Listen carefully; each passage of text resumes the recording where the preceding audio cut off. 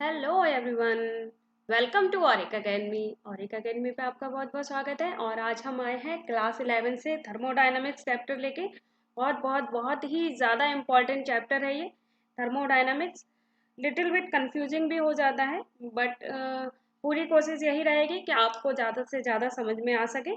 तो चलो स्टार्ट करते हैं। स्टार्ट करने से पहले हमेशा के जैसे सिर्फ एक ही बात, अगर वीडियो पसंद आए तो वीडियो ज़रूर लाइक करें और अपने फ्रेंड्स के साथ शेयर करना बिल्कुल भी ना भूलें, ठीक है।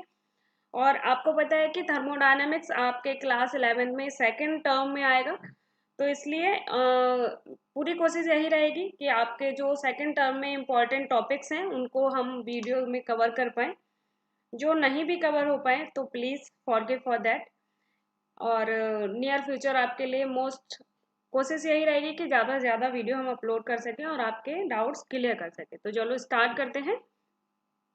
तो देखो बेसिकली क्या होता है थर्मोडायनामिक्स। थर्मो थर्मो और डायनामिक्स। थर्मो मीन्स आपको पता है थर्मो का मतलब क्या होता है। थर्मो मीन्स हीट, है ना। Thermo means heat.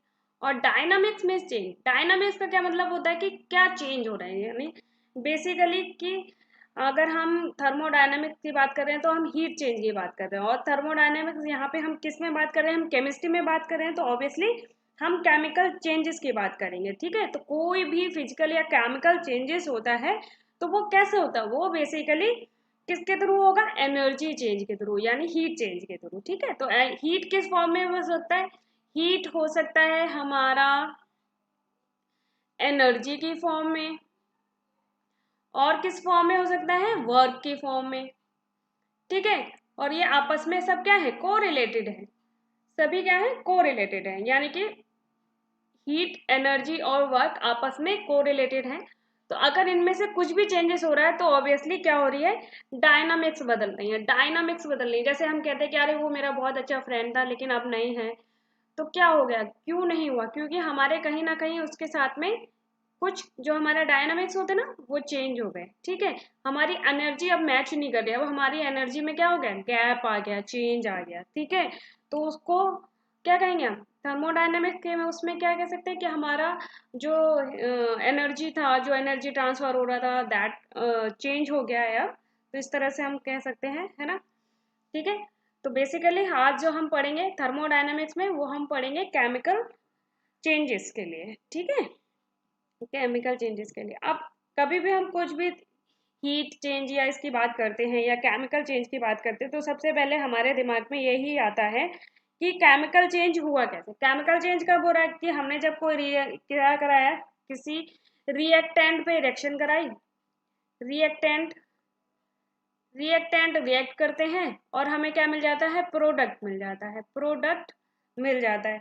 लेकिन जो रिएक्टेंट है वो प्रोडक्ट में चेंज कब हो रहे हैं, कब चेंज हो रहे हैं, जब इनकी एनर्जी में चेंज आ रहा है। जब इनकी एनर्जी में चेंज आता है तभी तो रिएक्टेंट जो है वो प्रोडक्ट में चेंज हो जाते हैं, ठीक है। फॉर एग्जाम्पल अगर हम लें, जैसे कि आपने देखा होगा कि burning of fuel, burning of fuel burning of fuel क्या है, बेसिकली इसमें क्या हो रहा है, केमिकल चेंजेस हो रहा है, केमिकल रिएक्शन हो रही है, ठीक है। फ्यूल जो है वो ऑक्सीजन की प्रेजेंस में बर्न कर रहा है, जल रहा है, और हमें क्या दे रहा है, वो मोस्ट प्रोबेबली सबसे ज्यादा हमें मिलती है हीट। क्या मिल रही है, हीट मिल रही है, ठीक है, हीट मिल रही है। अच्छा हीट जो है, हीट क्या है, heat is a form of energy, कह सकते हैं ना, heat is a form of energy. और एनर्जी हमें और किस फॉर्म में मिलती है, और किस फॉर्म में मिल सकती है, आप बता सकते हो। हीट हमें मिलती है किस फॉर्म में, जैसे हमें सनलाइट से मिलती है, यानी कि लाइट की फॉर्म में मिल सकती है। और किस फॉर्म में मिल सकती है, वर्क की फॉर्म में मिल सकती है। इसके अलावा इलेक्ट्रिकल एनर्जी की फॉर्म में मिल सकती है, इलेक्ट्रिकल एनर्जी की फॉर्म में मिल सकती है ना, इलेक्ट्रिकल एनर्जी की फॉर्म में मिल सकती है। और इसके अलावा और क्या हो सकता है, जो हमने अभी कहा सिंपल केमिकल, केमिकल एनर्जी की फॉर्म में मिल सकती है ना। और किस फॉर्म में मिल सकती है, न्यूक्लियर एनर्जी की फॉर्म में मिल सकती है। न्यूक्लियर, अगर न्यूक्लियस वर्क कर रहे हैं then there is nuclear energy, है ना। तो एनर्जी के बहुत सारे फॉर्म है, मैकेनिकल एनर्जी होती है, मैकेनिकल एनर्जी, हमने मैकेनिकली कुछ वर्क किया तो उसमें हमें क्या मिला, मैकेनिकल एनर्जी लगी। तो ये सब क्या है, ये सब एनर्जी के फॉर्म है। और एनर्जी किस फॉर्म है, हीट।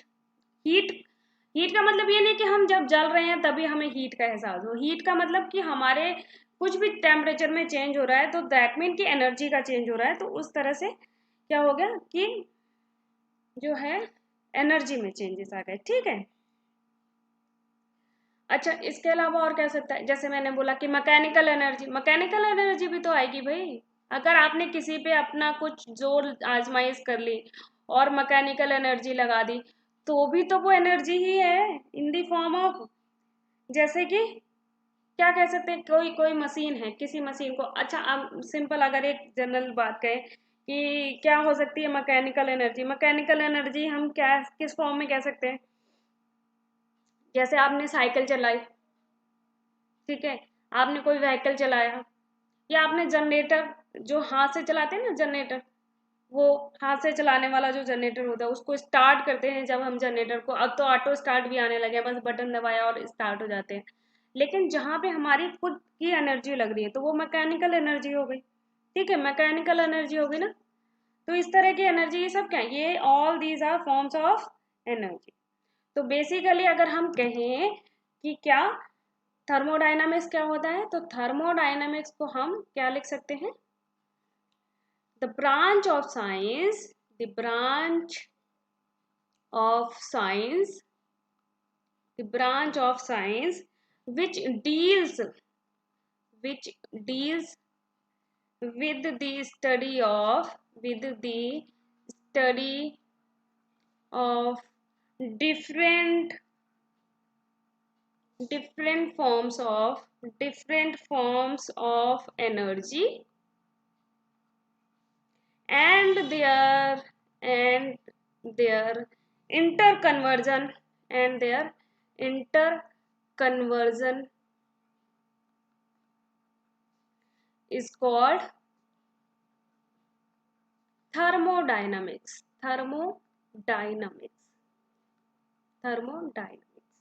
ओके, क्लियर हो गई। तो बेसिकली क्या है, थर्मोडायनामिक्स में हम एक साइंस की ऐसी ब्रांच है जो एनर्जी की डिफरेंट फॉर्म्स की स्टडी करती है, ठीक है, और उनके इंटर कन्वर्जन की स्टडी करती है। ठीक है, तो बेसिकली हम जो थर्मोडायनामिक्स में स्टडी करते हैं वो थर्मोडायनामिक्स के मेन रूल्स पढ़ते हैं, thermodynamic rule first second third, जिसे हम पढ़ेंगे, आगे भी पढ़ेंगे। ठीक है, अब इसके अलावा एक बहुत ही इंपॉर्टेंट बात ये है, तो ये तो हमें पता चल गया कि थर्मोडायनामिक्स में क्या हो रहा है, थर्मोडायनामिक्स में हम एनर्जी चेंज की स्टडी करते हैं। लेकिन ये एनर्जी चेंज होता किस में है, ये एनर्जी चेंज होता है मैक्रोस्कोपिक सिस्टम में, मैक्रोस्कोपिक सिस्टम में, मैक्रोस्कोपिक सिस्टम में।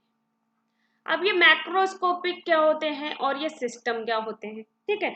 तो मैक्रोस्कोपिक सिस्टम क्या कह सकते हैं कि वो होते हैं जिनमें क्या होगा, लार्ज नंबर ऑफ मॉलिक्यूल्स होंगे। मैक्रोस्कोपिक सिस्टम में क्या होगा, लार्ज नंबर ऑफ मॉलिक्यूल्स होते हैं, मॉलिक्यूल्स, ठीक है। कोई मैक्रोस्कोपिक सिस्टम है जिसमें लार्ज नंबर ऑफ मॉलिक्यूल्स हैं। माइक्रोस्कोपिक तो समझ सकते हो ना, माइक्रो और मैक्रो। माइक्रो वो होता है जो बहुत छोटा होता है, जिसमें कम यानी लेस नंबर ऑफ मॉलिक्यूल्स होंगे। मैक्रोस्कोपिक वो होगा जिसमें लार्ज नंबर ऑफ मॉलिक्यूल्स होंगे, ठीक है। अब हम क्या समझेंगे, अब हम ये समझेंगे कि ये अगर हम मैक्रोस्कोपिक सिस्टम की बात कर रहे हैं तो वो मैक्रोस्कोपिक सिस्टम कौन कौन से या किस किस टाइप के हो सकते हैं, ठीक है, कौन कौन से या किस किस टाइप के हो सकते हैं। तो मैक्रोस्कोपिक सिस्टम समझेंगे। तो मैक्रोस्कोपिक आपको क्लियर समझ में आ गया कि कोई भी ऐसा सिस्टम है जिसमें लार्ज नंबर ऑफ मॉलिक्यूल्स है। अब सिस्टम क्या है और बाकी चीजें क्या है उनको हम स्टेप बाय स्टेप समझेंगे। तो हम जो अब समझने वाले हैं कुछ टर्म्स एंड कुछ बेसिक टर्म्स यूज करेंगे। बेसिक टर्म्स जो हैं वो हम स्टडी करेंगे यहाँ पे। तो सबसे पहले क्या हो गया, सबसे पहले हमारे पास में, अब चलो सिस्टम ही समझ लेते हैं कि सिस्टम क्या होता है। What do you mean by system. तो सिस्टम क्या है, सिस्टम वो होता है, देखो बहुत इस सिंपल सी आपके उसमें वो लिखी है, a specified part of the universe which is under observation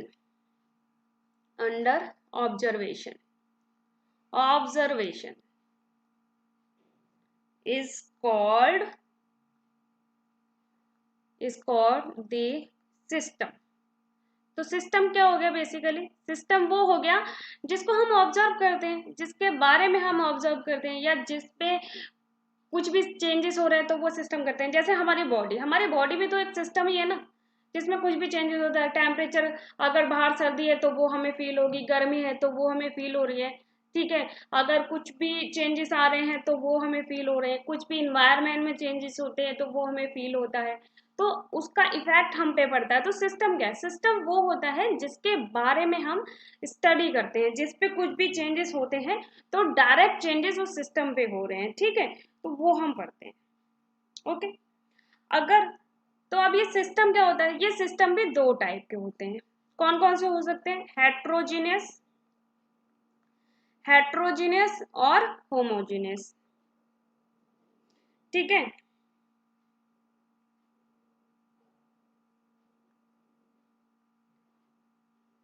homogeneous, तो होमोजेनियस क्या होगा? होमोजेनियस सिस्टम वो होगा जिसमें क्या होगा, फिजिकल और केमिकल कंपोजिशन जो होता है वो थ्रू आउट द सिस्टम क्या होगा, सेम होगा। फिजिकल और chemical composition through out the system क्या होगा, सेम होगा। Physical plus chemical composition should be same,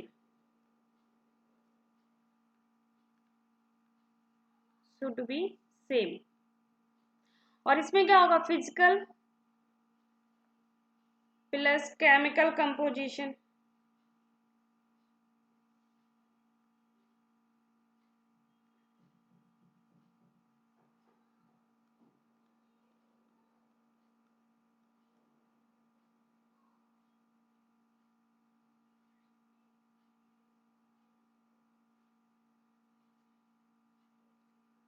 should be different, ठीक है, समझ में आ गया। ये सिंपल अगर हम नॉर्मल की बात कर रहे हैं, अदरवाइज सिस्टम बहुत सारे टाइप के होते हैं, ठीक है। इसके अलावा नेक्स्ट चीज क्या आती है? नेक्स्ट थिंग आती है हमारे पास में क्या, सराउंडिंग्स। सराउंडिंग्स क्या होते हैं? सराउंडिंग्स देखो, सिस्टम के बाहर जो भी कुछ है, दैट ऑल थिंग्स जो भी होगा वो उसके क्या है, सराउंडिंग है। जैसे हमारी बॉडी के बाहर कुछ भी अगर है, जो भी इन्वायरमेंट है, वो सब क्या है, वो सब क्या है, वो सारा सराउंडिंग ही तो है। इन्वायरमेंट जो भी है, the remaining portion of the universe which is not a part of the system, यानी सिस्टम का जो पार्ट नहीं है और सिस्टम से बाहर है, इज कॉल्ड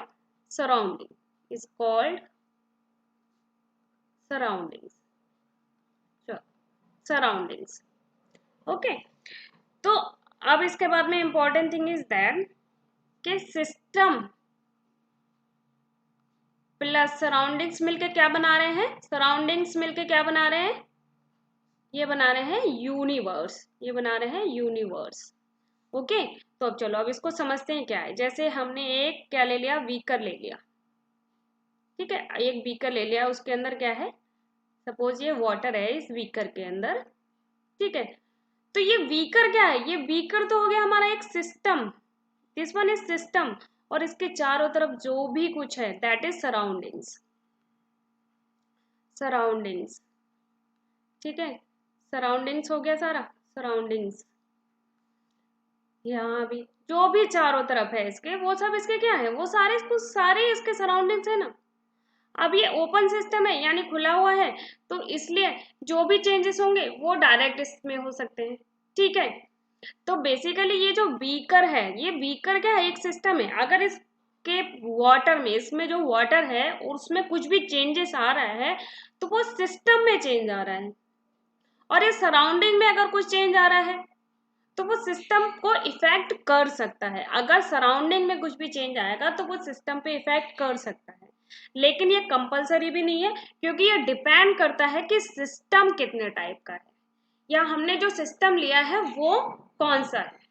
ठीक है, इस पे डिपेंड करता है कि हमने जो सिस्टम लिया है वो कौन सा है। ओके, तो चलो अब ये देखते हैं कि सिस्टम बेसिकली कितने टाइप के होते हैं। ठीक है, तो अब हम जो पढ़ेंगे वो सिस्टम की जिनमें हम वर्क करते हैं या रिएक्शन कराते हैं तो वो कितने टाइप के होते हैं।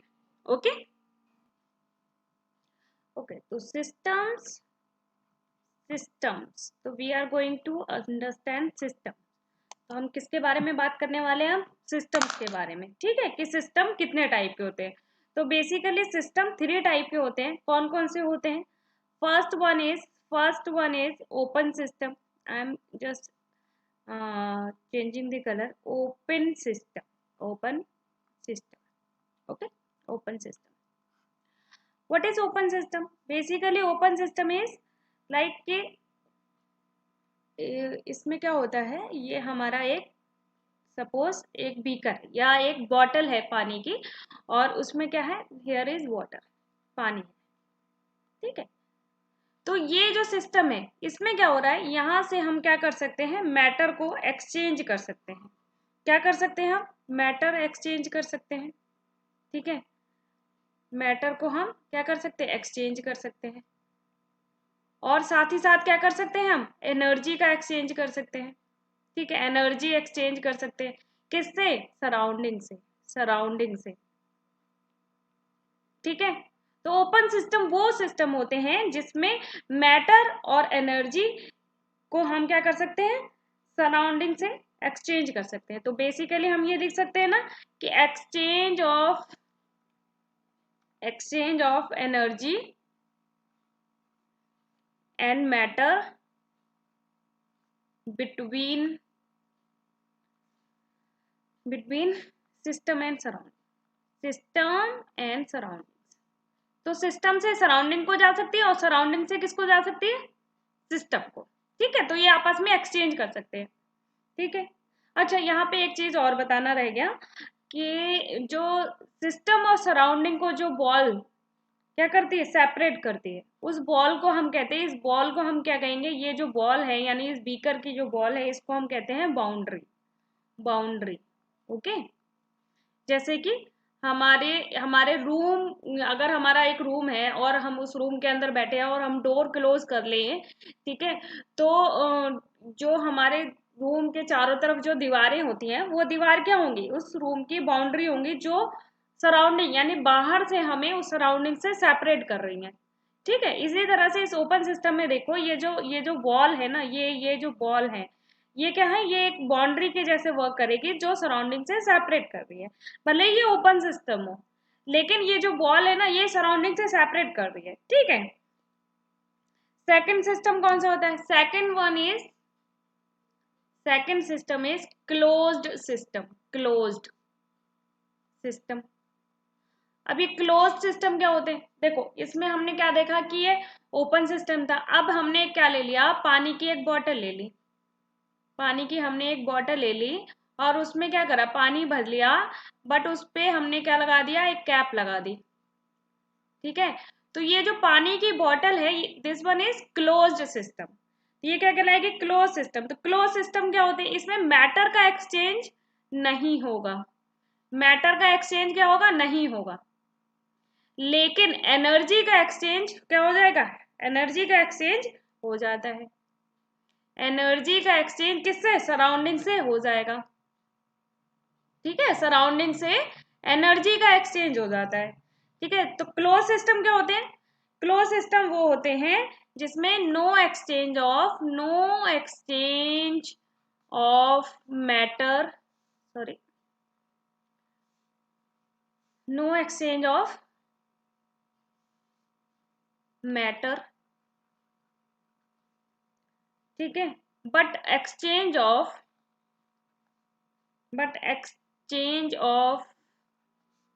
एनर्जी किसके बीच? Between the system and the surrounding, between the system and surroundings. ठीक है, क्लियर हो गया? क्लोज सिस्टम क्या होता है? क्लोज सिस्टम वो होते हैं जिसमें मैटर का एक्सचेंज नहीं होगा, क्योंकि ऑलरेडी हमने उसके ऊपर क्लोज कर दिया, उसे एक कैप लगा के बंद कर दिया। लेकिन एनर्जी का तो एक्सचेंज हो जाएगा ना सराउंडिंग से। सिस्टम और सराउंडिंग के बीच में एनर्जी का एक्सचेंज हो जाता है। Third one and last one is isolated system. Isolated system क्या होते हैं? Isolated system. ओके, तो आइसोलेटेड सिस्टम क्या है भाई? तो ऑब्वियसली आप शायद आपको आइडिया हो गया होगा कि आइसोलेटेड सिस्टम वो होते हैं जिसमें हम एनर्जी और मैटर दोनों को ही एक्सचेंज नहीं कर सकते हैं। किससे? सिस्टम और सराउंडिंग्स के बीच में एनर्जी और मैटर दोनों को ही हम सिस्टम और सराउंडिंग के बीच में एक्सचेंज नहीं कर सकते हैं। क्लियर हो गया? ओके, तो इसमें क्या होगा? मैटर का एक्सचेंज होगा? नहीं होगा। ठीक है, एनर्जी का एक्सचेंज होगा? नहीं होगा। क्यों नहीं होगा? क्योंकि हमने जो सिस्टम यूज करा है वो कैसा है? आइसोलेटेड है। तो आइसोलेटेड सिस्टम में क्या होता है? आइसोलेटेड सिस्टम में नो एक्सचेंज ऑफ एनर्जी और matter between the system and the surrounding, between the system and surroundings। ठीक है, क्लियर हो गया? तो आइसोलेटेड सिस्टम क्या होते हैं? ओके, तो एक तरह से इंसुलेटेड सिस्टम होते हैं। तो अगर हम इन तीनों को अपने जनरल लाइफ में देखें, तो एक पानी की बोतल ले लिया या हमने एक जग ले लिया, जग में पानी है, तो वो जग जो है वो क्या कहलाएगा? ओपन सिस्टम कहलाएगा, क्योंकि आप उसमें पानी कम ज्यादा भी कर सकते हो, यानी जो मैटर है उसके अंदर उसको आप कम ज्यादा भी कर सकते हो, और इवन एनर्जी का भी सराउंडिंग के साथ में एक्सचेंज हो जाता है। यानी कि अगर बाहर वेदर गर्म है तो उसका इफेक्ट भी पड़ेगा, और ठंडा है यानी कोल्ड है तो उसका इफेक्ट भी सिस्टम पे पड़ेगा। तो क्लोज सिस्टम जैसे एक पानी की बोतल ले लो, आपने उसको पानी लिया और उस पर कैप लगा दी। ठीक है, तो अब मैटर तो आप एक्सचेंज नहीं कर सकते, क्योंकि आपने जितना लेना था उतना ले लिया, फुल वाटर ले ली या हाफ वाटर ले ली, और उसके बाद उसको कैप लगा के बंद कर दिया, ढक्कन लगा दिया। ठीक है, लेकिन क्या है? मैटर तो एक्सचेंज नहीं कर पा रहे हो, लेकिन एनर्जी एक्सचेंज तो हो जाएगी ना। एनर्जी तो आपने देखा होगा कि एक्सचेंज कर सकते हैं वो लोग इजली। आइसोलेटेड सिस्टम क्या होते हैं? आइसोलेटेड सिस्टम वो होते हैं जैसे कि हमारे घर में गर्म पानी की बोतल, थर्मस होता है ना, चाय की केटली जिसमें गर्म चाय रख दी या गर्म पानी रख दिया, है ना, तो वो कैसे होते हैं? आइसोलेटेड सिस्टम होते हैं। ठीक है, उसके अंदर आप पानी डाल देते हैं, गर्म पानी डाल दिया, तो वो लॉन्ग टाइम के लिए वैसे ही रहते हैं। हालांकि वो परफेक्ट आइसोलेटेड सिस्टम नहीं है, फिर भी समहाउ वो क्या करते हैं? एनर्जी एक्सचेंज नहीं करते हैं, और ना ही हम उनमें मैटर एक्सचेंज करते हैं। ठीक है, क्लियर हो गया ना क्लियर यहाँ पे? ठीक है, अब इसके बाद इसके आगे बढ़ते हैं। ठीक है, इसके बाद हम बात करते हैं किसकी? Macroscopic properties of the system. हमने लास्ट ये कहा था कि जो भी थर्मोडायनामिक प्रोसेस होती हैं वो मैक्रोस्कोपिक सिस्टम पे होती हैं। ठीक है, तो मैक्रोस्कोपिक प्रॉपर्टीज क्या होंगी? तो macroscopic properties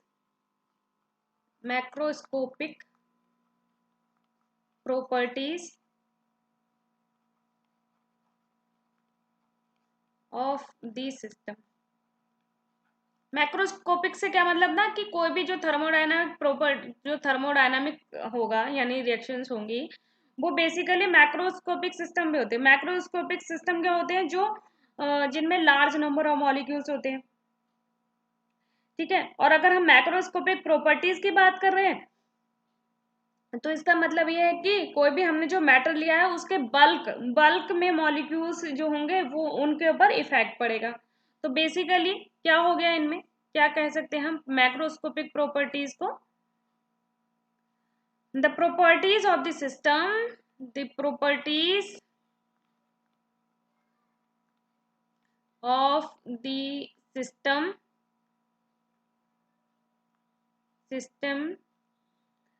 which arise from the arise from the bulk behavior of matter। Matter के बल्क में बिहेवियर के कारण जो होगा, जो भी प्रॉपर्टीज में चेंजेस आएंगे उनको हम मैक्रोस्कोपिक प्रॉपर्टीज कहते हैं।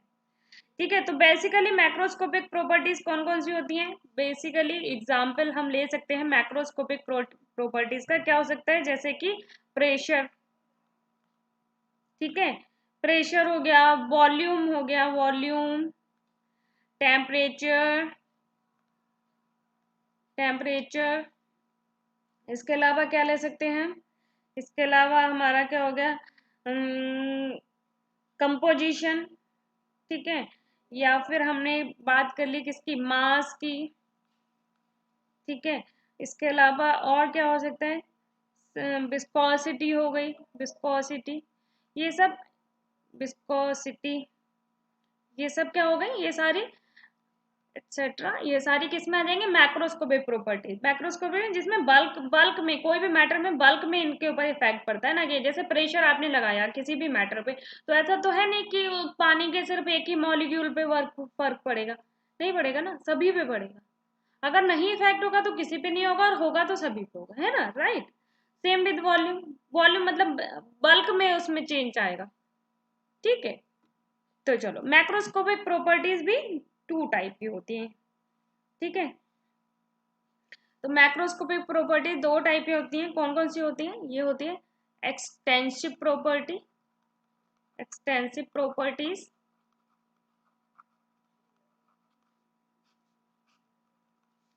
और एक्सटेंसिव प्रॉपर्टी क्या होती है? तो एक्सटेंसिव प्रॉपर्टी बेसिकली वो होती है जिनकी वैल्यूज क्या होंगी? whose values depends upon the amount of the substance present in the amount of the substance present in the system, ठीक है, clear.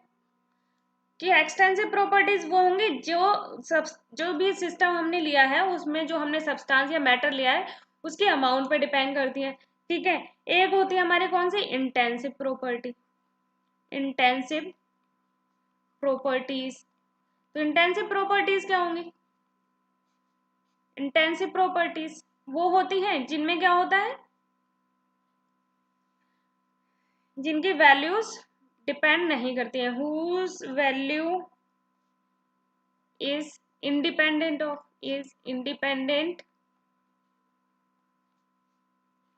of the amount of the substance,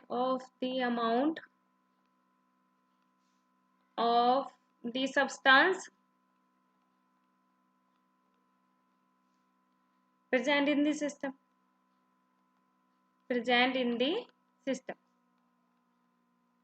ठीक है। अब एक्सटेंसिव प्रॉपर्टी का एग्जांपल क्या होगा? एक्सटेंसिव प्रॉपर्टी जो किस पे डिपेंड कर रही है? जो डिपेंड कर रही है अमाउंट ऑफ सब्सटेंस पे। तो आपको पता है कि मास, वॉल्यूम, ठीक है, इसके अलावा internal energy, enthalpy, entropy, etc क्या है? ये डिपेंड करती हैं किस पे? अमाउंट ऑफ द सब्सटेंस पे, ठीक है। और जो अमाउंट ऑफ द सब्सटेंस पे डिपेंड नहीं करती हैं वो कौन सी होंगी? यानी इंटेंसिव प्रॉपर्टीज कौन सी होती है? तो इंटेंसिव प्रॉपर्टीज हमारी होंगी, देखो आपको पता है कि टेम्परेचर पे कोई फर्क नहीं पड़ता है, ठीक है। इसके अलावा प्रेशर पे कोई फर्क नहीं पड़ता भाई। अमाउंट आप कम कर दो या ज्यादा कर दो कोई फर्क पड़ने वाला है? किसी पे भी फर्क नहीं पड़ेगा। वेपर प्रेशर, ठीक है, वेपर प्रेशर आ गया। इसके अलावा और क्या हो सकता है? विस्कोसिटी पे आपको पता है कि कोई फर्क नहीं पड़ता है, ठीक है। तो ये सारी किस में आ गई? इंटेंसिव प्रॉपर्टी में। तो बेसिकली एक्सटेंसिव और इंटेंसिव प्रॉपर्टी क्या होती है? जो एक्सटेंसिव प्रॉपर्टी वो होती है जो सब्सटेंस, किसी भी सिस्टम में जो सब्सटेंस है उसके अमाउंट पे डिपेंड करेंगी, लेकिन इंटेंसिव प्रॉपर्टीज वो होती हैं जो सिस्टम में सब्सटेंस की प्रॉपर्टी पे, अमाउंट पे डिपेंड नहीं करती है, यानी उनसे इंडिपेंडेंट होती है। जैसे कि हम एक एग्जांपल ले लें कि हमने एक क्या ले लिया, एक बॉक्स ले लिया, हमने एक बॉक्स लिया, ठीक है, और उसमें हमने क्या करा, पर्टिकुलर उसका एक क्या करेंगे, वॉल्यूम ले लेंगे, उसमें हमने कुछ वॉल्यूम ले लिया और कुछ क्या ले लिया, कुछ उसका टेम्परेचर होगा। ओके, अब हमने क्या करा कि इस सिस्टम को हमने हाफ डिवाइड कर दिया, यानी आधा आधा कर दिया, ठीक है।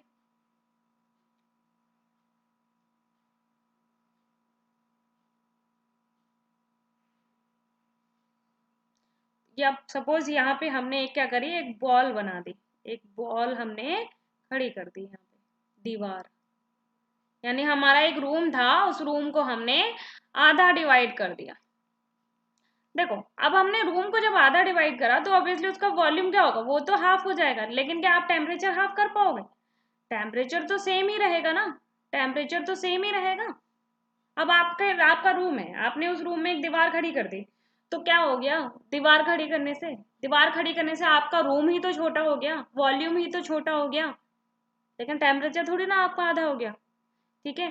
तो इसलिए वॉल्यूम क्या होगा, वॉल्यूम एक्सटेंसिव प्रॉपर्टी होगी, लेकिन टेम्परेचर इंटेंसिव प्रॉपर्टी होती है, जो कि डिपेंड नहीं करती है किस पे, अमाउंट ऑफ द सब्सटेंस, ठीक है। क्लियर हो गया यहाँ पे। चलो इसके बाद हम नेक्स्ट बात करते हैं कि हमने सिस्टम की बात कर ली और ये सारी बातें कर ली, तो हमें सिस्टम की कंडीशन भी तो पता होनी चाहिए, तो हम बात करते हैं किसकी, स्टेट ऑफ द सिस्टम की, ठीक है, स्टेट ऑफ द सिस्टम की।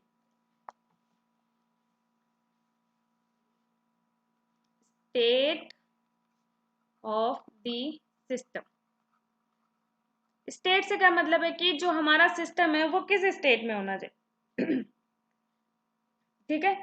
तो basically state of the system से मतलब होता है कि जो सिस्टम है जिसपे उस समय वर्क हो रहा है या जिसमें रिएक्शन हो रही है, तो वो किस कंडीशन में अवेलेबल है, ठीक है। तो अगर वो किस कंडीशन में अवेलेबल है ये डिपेंड करता है, ठीक। तो हमने स्टेट ऑफ द सिस्टम से बात करेंगे तो हम यहाँ पे किसकी बात करेंगे कि उसमें किस टाइप की रिएक्शन हो रही है या किस टाइप की प्रोसेस हो रही है, ठीक है। तो बेसिकली कुछ प्रोसेस यहाँ पे मैं बता रही हूँ जो हम पढ़ते हैं किसमें, थर्मोडायनामिक्स में। तो first one is isothermal process, यानी हमारा जो सिस्टम है उसमें क्या हो रही है, एक आइसोथर्मल प्रोसेस हो रही है। आइसोथर्मल प्रोसेस से क्या मतलब है, आइसोथर्मल प्रोसेस वो होती है जिसमें प्रोसेस जो होगी वो होगी किस पे भाई बताओ, process carried out at constant, carried out at constant temperature, ठीक है। तो आइसोथर्मल प्रोसेस वो होती हैं जो किस पे होती है, कांस्टेंट टेम्परेचर पे, carried out at constant temperature, सही है। क्लियर हो गया कि कोई भी रिएक्शन है हमने पर्टिकुलर उसके लिए क्या करा, टेम्परेचर फिक्स कर दिया है, 25 डिग्री पे होगी या 30 डिग्री पे होगी या 35 डिग्री पे होगी, टेम्परेचर उतना ही रहेगा, ना कम होगा ना ज्यादा होगा, तो वो क्या हो गई, आइसोथर्मल प्रोसेस हो गई। सेकेंड वन होती है हमारी आइसोवेरिक, आइसोवेरिक प्रोसेस, ठीक है। आइसोवेरिक कौन सी होंगी, जो कांस्टेंट प्रेशर पे होंगी। Third one is isochoric, isochoric process क्या होती है, आइसोकोरिक प्रोसेस वो होती है जो किस पे होंगी, कांस्टेंट वॉल्यूम पे होंगी। इसके बाद में हम पढ़ते हैं क्या, अडायवेटिक प्रोसेस, अडायवेटिक प्रोसेस, अडायवेटिक तो आप समझ गए होंगे, ठीक है, जिसमें क्या होगा, कोई भी हीट एक्सचेंज नहीं होगी, ठीक है, हीट एक्सचेंज नहीं होगी किसमें, सिस्टम और सराउंडिंग के बीच में, ओके। तो चलो इसको लिख लेते हैं। तो प्रोसेस कैरिड आउट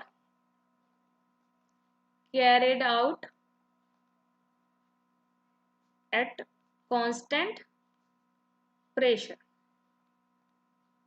ठीक है।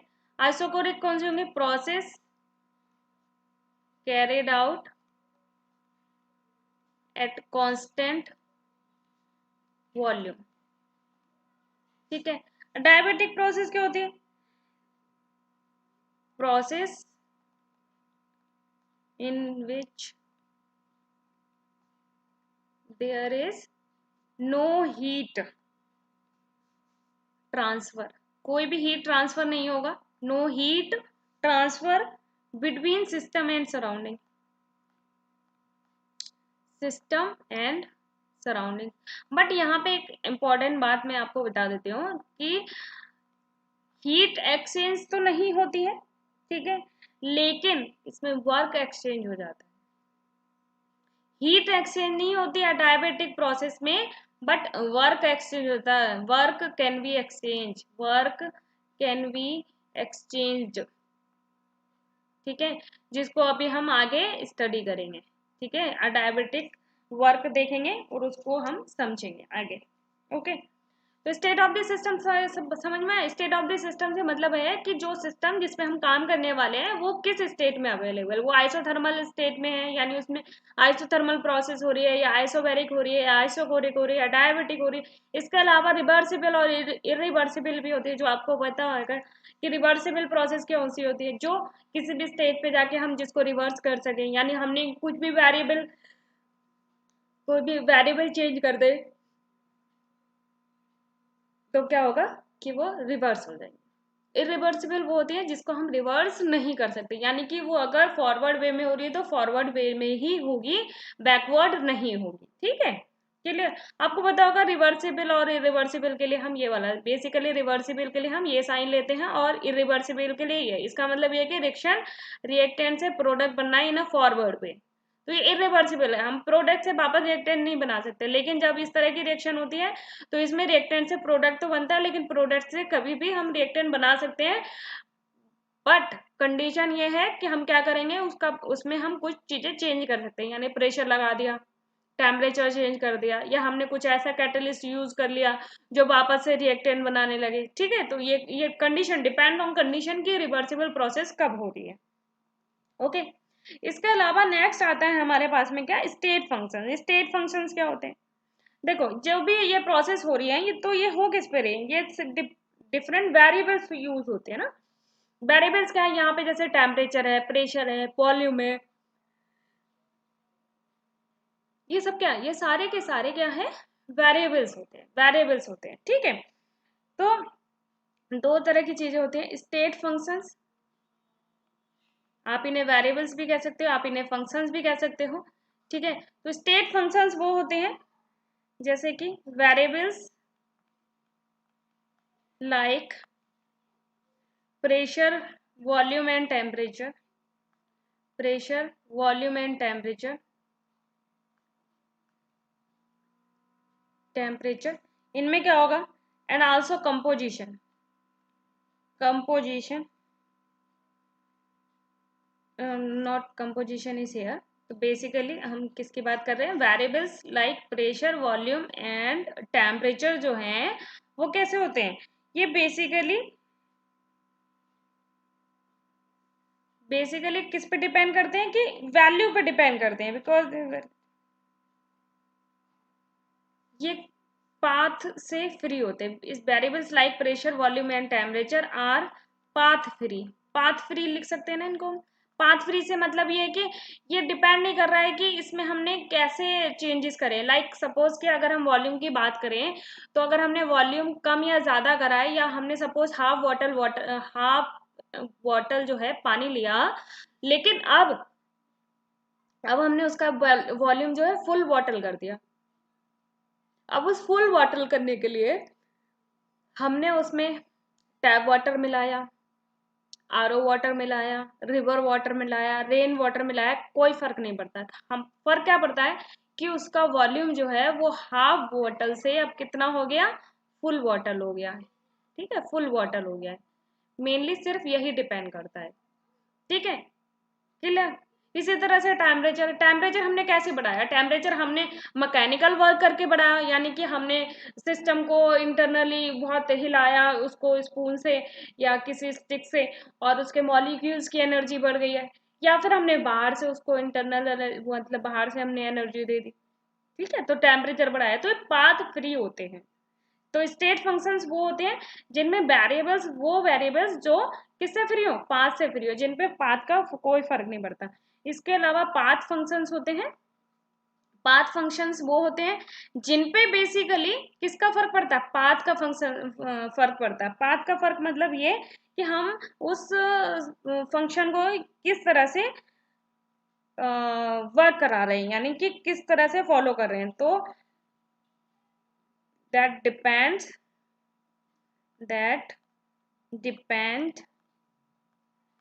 on the path taken, ठीक है। फॉर एग्जाम्पल यहाँ पे क्या हो जाएंगे हमारे, वर्क हो गया या हीट ट्रांसफर हो गया, हीट ट्रांसफर हो गया। तो हमने वर्क किया, कोई भी वर्क किया, अब हमने वो किस तरह से किया ये डिपेंड कर रहा है, किस पाथ को लेके किया वो डिपेंड करता है, ठीक है। तो बेसिकली ये सारे क्या हो गए, स्टेट ऑफ द सिस्टम और स्टेट फंक्शंस, ठीक है। तो वेरिएबल्स दो टाइप के होंगे, स्टेट फंक्शन और पाथ फंक्शन। स्टेट फंक्शन वो होते हैं जो पाथ फ्री होते हैं, यानी उनके ऊपर पाथ का कोई फर्क नहीं पड़ता है। और पाथ फंक्शन वो होते हैं जिनके ऊपर पाथ का, यानी किस वे में हम उस प्रोसेस को कर रहे हैं, कंप्लीट कर रहे हैं, उसका फर्क पड़ता है। यानी एक वर्क है, वर्क को हमने एक आराम तरीके से किया या हमने छोटे छोटे वे में किया, या एक एक वर्क का एग्जांपल ले लेते हैं, जैसे हमने एक दीवार है, एक दीवार बनानी है, ठीक है। अब उस दीवार को हमने एक दिन में बना ले, कंप्लीट कर लिया, या उस दीवार को हमने 10 दिन में कंप्लीट किया, छोटे छोटे पार्ट्स में। यानी आज हमने 4 ईंटें लगाई, फिर हमने कल 4 ईंटें लगाई, फिर हमने कल 4 ईंटें लगाई, इस तरह से हमने वर्क कंप्लीट किया। तो दोनों का ही फर्क पड़ेगा, एक हमने एक दिन में ही कंप्लीट कर लिया और एक हमने 10 दिन में कंप्लीट किया, तो ऑब्वियसली वर्क में फर्क पड़ेगा कि नहीं पड़ेगा। तो ये डिपेंड करता है किस पे, पाथ, ठीक है। तो बेसिकली पाथ फंक्शन वो हो गए जो क्या होते हैं, जो पाथ डिपेंडेंट होते हैं, ठीक है। स्टेट फंक्शंस वो होते हैं जो पाथ फ्री होते हैं, यानी हमने प्रेशर किस हिसाब से बढ़ाया घटाया, वॉल्यूम किससे बढ़ाया घटाया, या टेम्परेचर कैसे बढ़ाया घटाया, इससे कोई फर्क नहीं पड़ता, ठीक है। आई होप कि आपको ये सारा कुछ समझ में आ गया होगा। इसके आगे अब हम पढ़ेंगे नेक्स्ट वीडियो में, ठीक है। अगर आपको यहाँ तक सब कुछ क्लियर रहा हो, आपको समझ आया हो, तो आपने बस एक ही काम करना है, वीडियो को लाइक करना है, और चैनल सब्सक्राइब ना किया हो तो चैनल सब्सक्राइब ज़रूर करें। अपने फ्रेंड्स के साथ शेयर करना बिल्कुल भी ना भूलें। मिलते हैं नेक्स्ट वीडियो में, till then take care, bye bye.